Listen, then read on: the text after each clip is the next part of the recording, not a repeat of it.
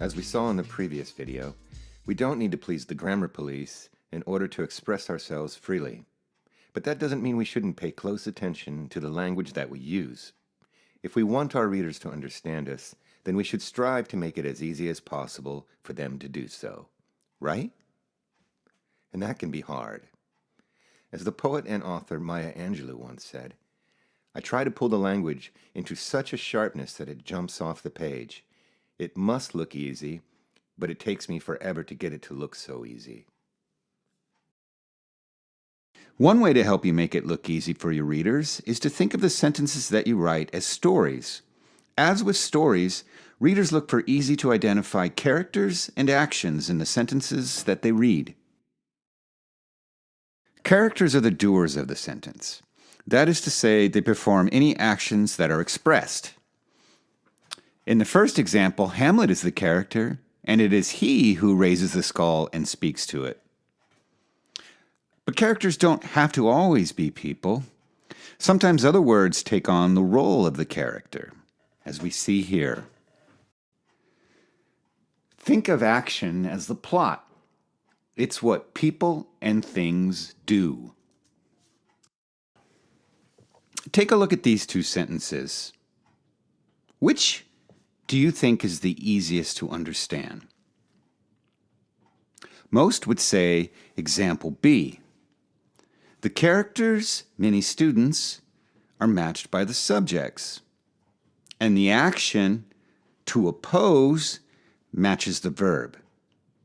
In contrast, in sentence A, the characters do not match the subject, and the action, well, there really is no action. There's only a lonely verb, is. Let's look at these two examples. Which sentence do you think is the easiest to understand? Once again, most would say sentence B. Characters match the subject, and the action matches the verb. With sentence A, the characters do not match the subject, and while there is some action and it does match the verbs, there isn't as much action as there was in the other example. In both of our previous examples, the sentences that were harder to understand used nouns instead of verbs to express action. Opposition in the first one, and complaints in the second.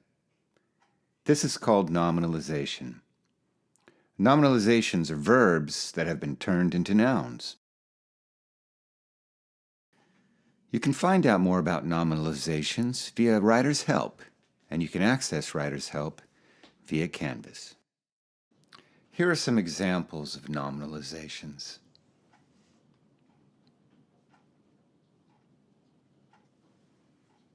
As you can see, many familiar words are nominalizations. Knowing this can help you revise your own writing. Let's look at one more example. This sentence may adhere to standard English grammar, but that doesn't make it an effective sentence. We could make it easier for the reader. Let's see what we can do if we match characters and subjects, actions and verbs. If we look to the verbs in this sentence to find any action, we would sorely be disappointed. But there is potential action in this sentence. You can find it in one of its many nouns. Once you spot a nominalization, it'll be easier to identify any potential action in that sentence. And once you've found where the action is, it will be easier to locate the characters. Look at what we get when we match characters and subjects, actions and verbs.